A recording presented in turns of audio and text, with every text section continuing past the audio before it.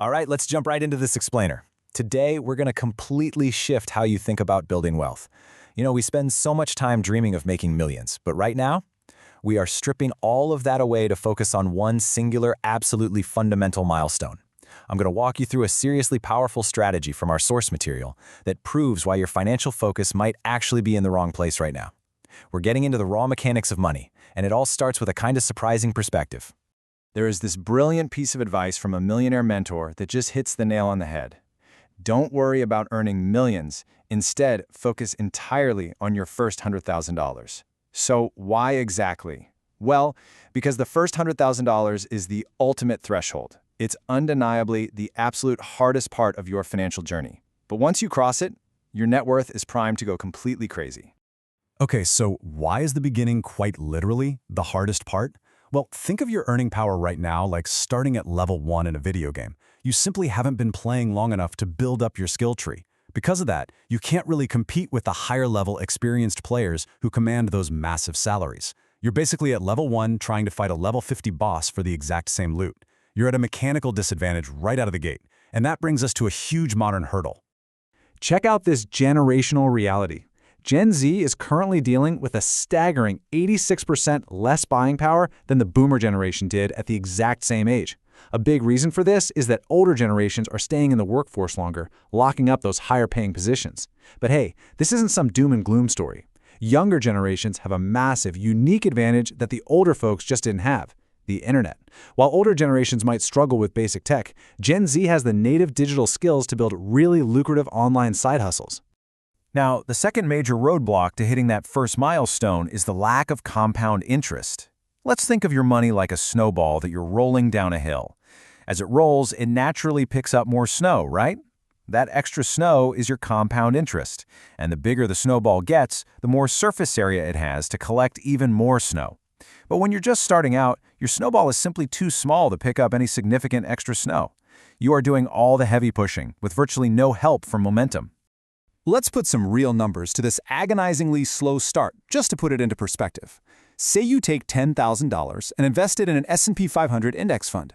If we assume an average historical return of 7% a year, it is going to take you 5 whole years just to earn $4,175 in interest. 5 years of waiting just to make $4,000? I mean, it's enough to make anyone want to throw in the towel right then and there. When your capital is low, compound interest feels, frankly, frustratingly lame. So, the brutal truth is that getting to that first 100K relies almost entirely on raw physical effort. It is all about how much cash you can manually shove into your investing pot, working extra hours, grinding out those side hustles, and painfully resisting the urge to buy the latest designer gear or take expensive trips. It is a total grind. But here is the secret. Once you actually hit that 100K mark, the math flips completely in your favor.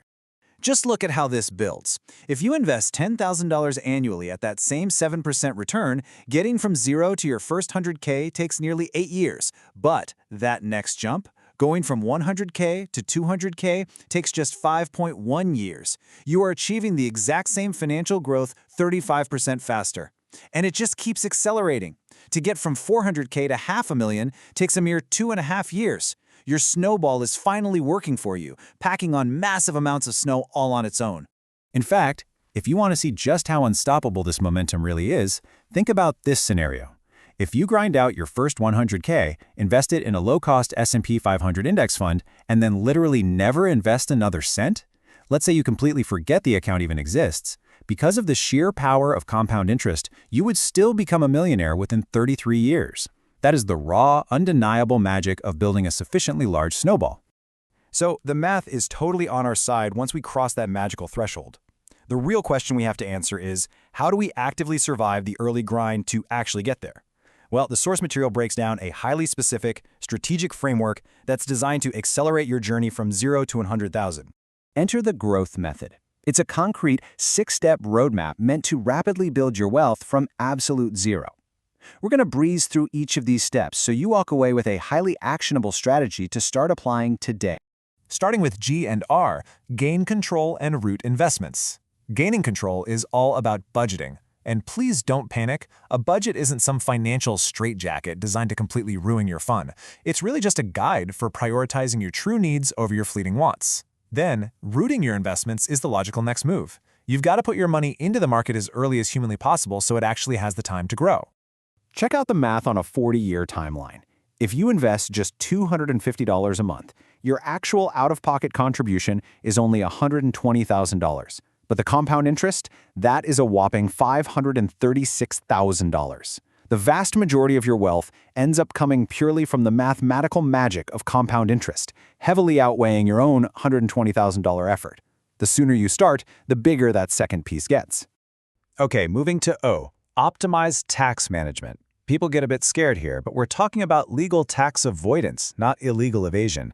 Governments actually want to incentivize entrepreneurship. If you start a business around a passion, you can leverage write-offs. For instance, start a tech review YouTube channel, and you can legally deduct the cost of the gadgets you review from your profits, effectively getting them tax-free. It's a massive, massive advantage over standard employees who just get taxed directly on their salaries. But listen, absolutely none of that matters if you don't conquer the W. Weeding out debt. The average American is carrying around $21,800 in debt, which is just staggering. High-interest debt is essentially the dark side of compound interest, and it's working completely against you.